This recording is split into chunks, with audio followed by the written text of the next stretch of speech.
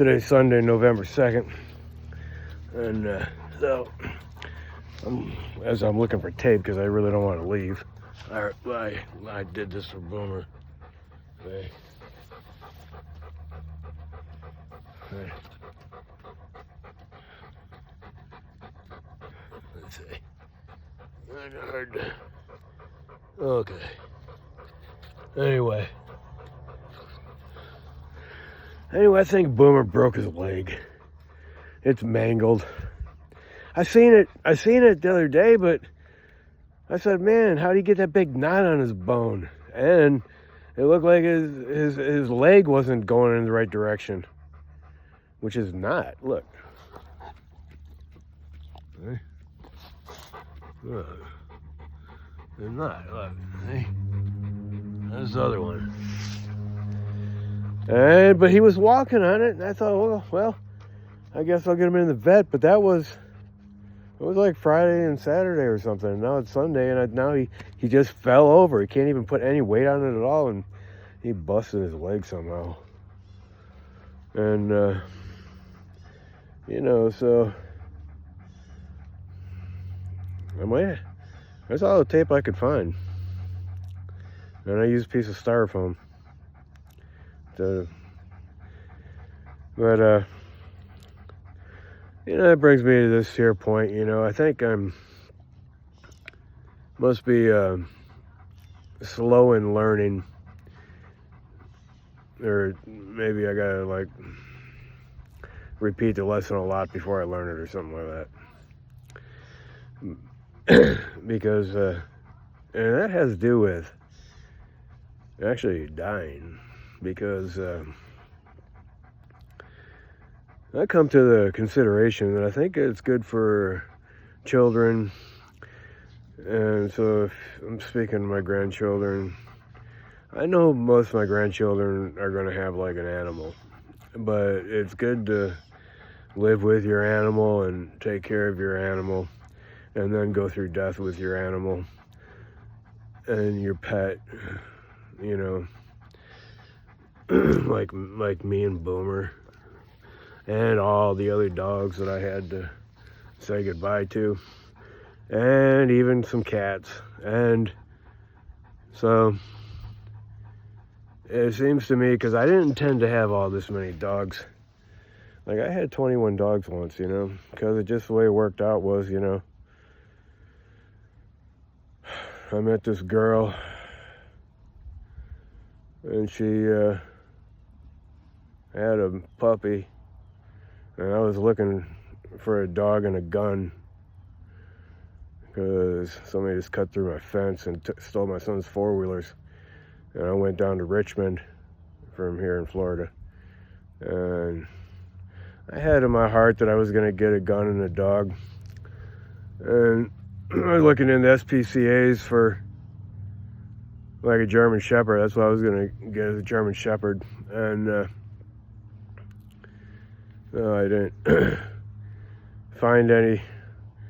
It's hard going into them kind of places, But I knew I had to get a good dog. A good dog. I mean, a dog could actually do something. And then I met this woman, and at the pub where I used to go to, and she had a little puppy with her, and she was sitting outside, and it was a Mastiff, little tiny puppy. And it was Charlie.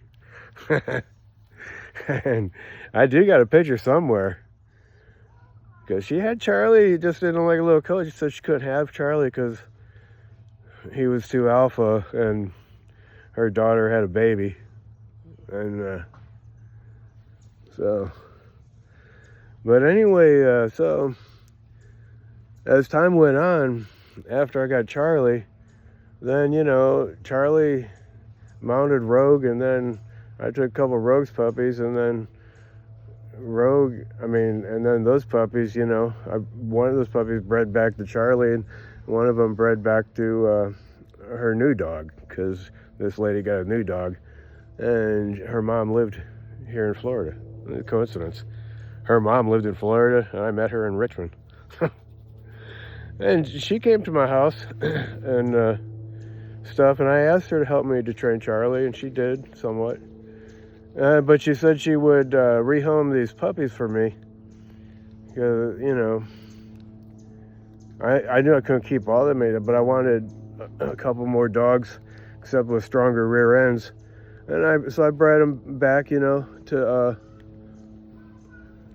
well, I got some terrier blood in them, and then you know, and then they're 3/4 mastiff. Most of my dogs, except for Rip, and now Goldie, because Rosie's dead. But all them dogs, and it just so happened that my son turned 18, and then after a short thing of fright that I was gonna have to continue paying all the way through school, like college and stuff. Then it didn't happen that way, and so he came to see me, and I had all these little puppies. You stay there, Boom. See Boom getting up. And then, anyway, I bred one of them back with her dog, you know.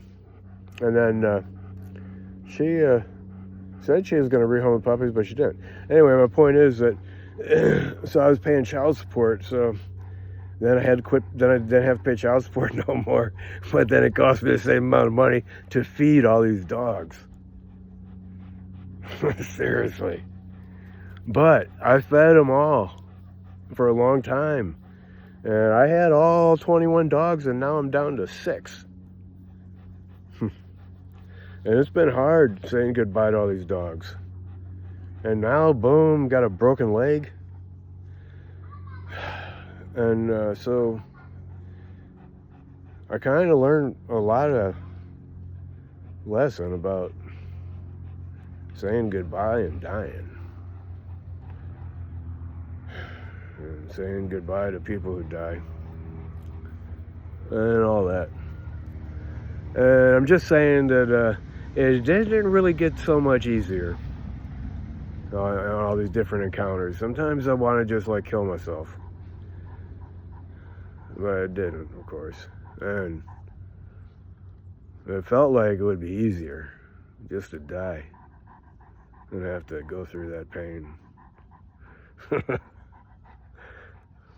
And so,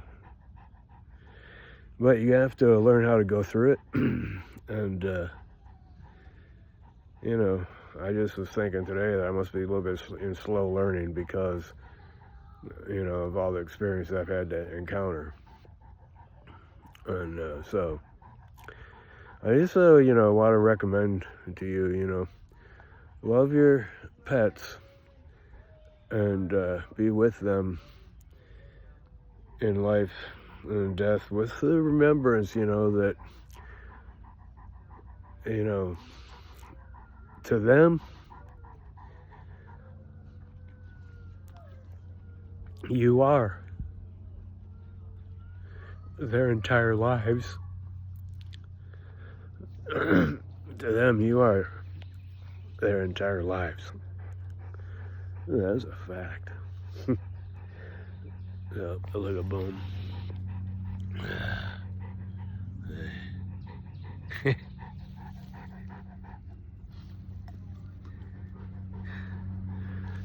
Anyway, no, I just had to take a break, and I wanted to make that journal entry. I really don't want to leave him, but I'm hoping I can find some more tape and then get him to the vet tomorrow. That's it. All right, bye.